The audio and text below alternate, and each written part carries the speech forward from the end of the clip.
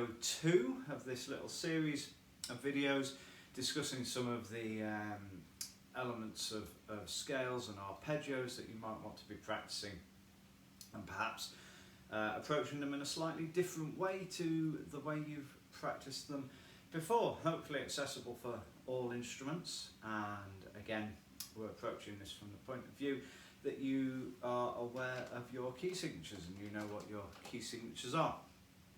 If you're not sure about how to work out your key signatures, drop me a line, get in touch, and I can take you through that. Last time we spoke to each other, we were looking at the white note major scales, and hopefully you've been playing your white note major scales and arpeggios up and down and in the various patterns that I've suggested, and perhaps just descending. Today we're going to look at adding in the black notes of the keyboard, so your C sharp, E flat, F sharp, A flat and B flat major scales into that pattern. And just as we did with the white note major scales, we're going to try playing now all 12 of our major scales up and down. So we start again, I'm starting on C for my instrument, concert B flat, or C on the tenor saxophone. It's a nice place to start, C actually, on any instrument. The top is your cycle of fifths, great for the piano, and somehow seems to make sense in your head. It's a nice place to start. So if we think about those major scales, we're going to play, we remember last week, our C major scale.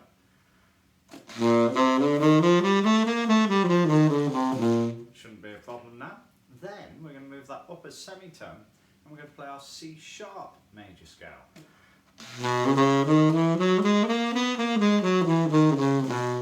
Up another semitone to D. Up another semitone, E flat. E.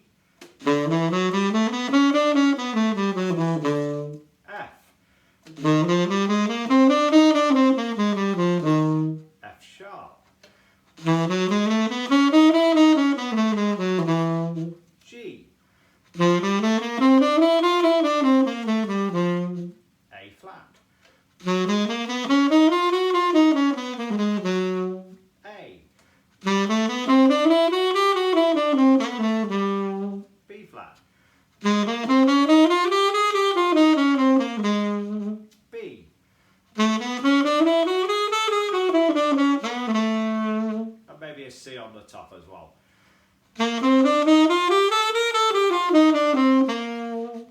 So there I've covered 2 octaves of my instrument, playing 1 octave major scales, and we've gone up all the major scales chromatically from C, put them onto the instrument. We've gone up and down. It's a very good idea to try arpeggios in the same manner. So up and down the C major arpeggio, C sharp, D,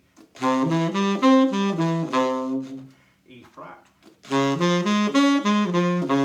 You see we're just moving these chromatically up now to E, F,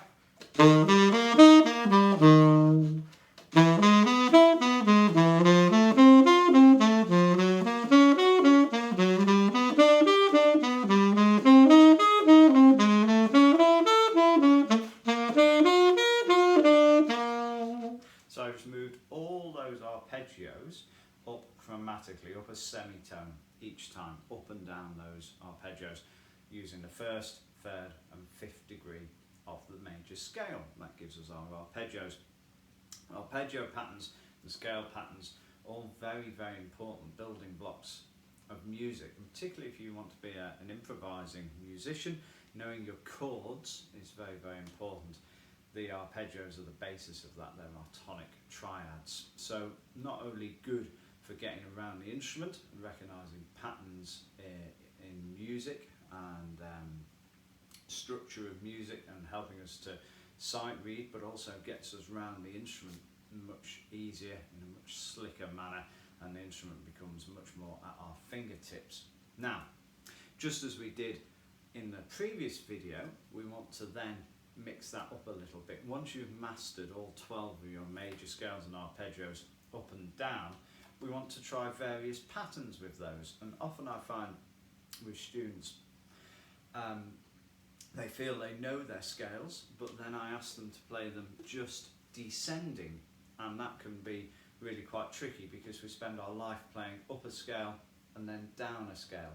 To play these patterns just descending can be quite tricky. It's just something new to us, it's something we're not really overly familiar with, and when it crops up in music, it can be quite hard to recognise that pattern instantly. So rather than going up and down, I'm now going to start at the top of my instrument on C, and I'm going to play descending major scales. That's my C major. Here's B. Here's B flat. A. And you can continue that pattern down. So we're playing descending major scales down chromatically. Just one octave, not going back up again, just down. Same with the arpeggios. B. B flat. A. A flat. And keep that pattern going.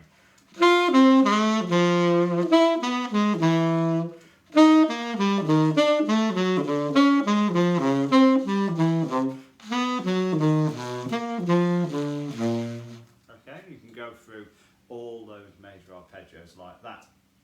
You'll remember from video number 1 that we were looking at going up one scale and down another scale. Of course, we can do that pattern like this, so we can play up C, then coming down C sharp, up D, down E flat, up E,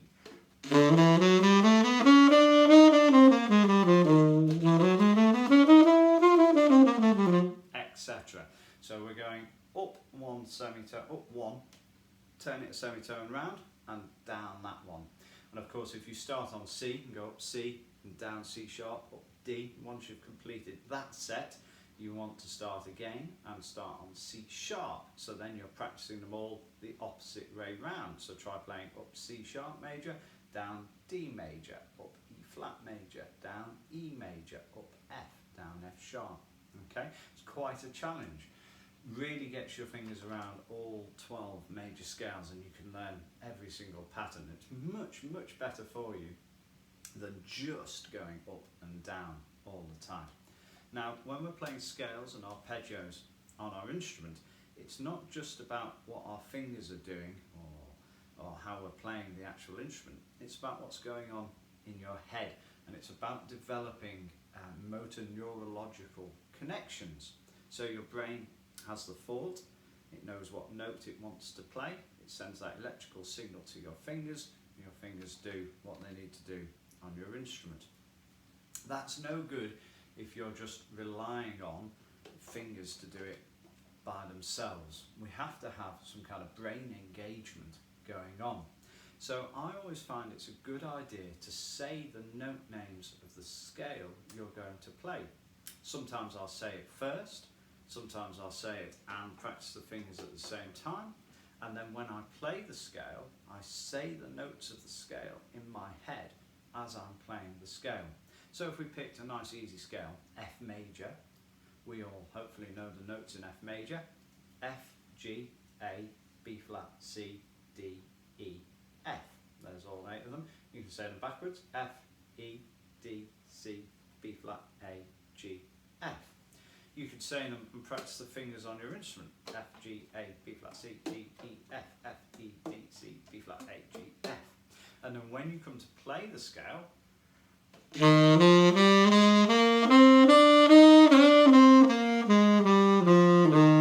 say those notes in your head as you play them. It doesn't mean you're not going to play a wrong note as you're practicing your scales. but it does mean that you'll know what note you should be playing, where you should be up to in the scale. And if your ears hear a wrong note, you can fix that quite quickly by saying, oh, I'm playing a wrong note, I know what note I should be playing. It also helps you learn the scales much quicker. And in fact, by learn, I mean internalise and understand the scales. If you understand how they're made up, it might help if you just practice a little bit without the instrument and just say the notes of the scales. Okay, you could try writing them out just in letter names, see if you can write out all 12 major scales. Okay, once you've done that, you've really got some brain engagement going on. Okay, and then you can put that onto the instrument. Eventually, you don't need to think of the note names as you're playing. That motor neurological connection that you've built up over time is so well insulated and so slick, it's just like tying your shoelaces. You no longer think about doing that, it just comes out of what you're doing. Of course, you have to keep practicing them and you have to work on very hard. If you'd like any more tips or ideas on this idea of if you can say it, you can play it, drop me a line, maybe book a little lesson with me, and I'm happy to talk through any of the ideas we've talked about in today's video. You can visit the website, philshottonmusic.co.uk, and I hope you enjoyed practicing all of your 12 major scales. Next time we'll be looking at some other arpeggio ideas as well. So enjoy your scales, happy practicing, and I'll see you next time.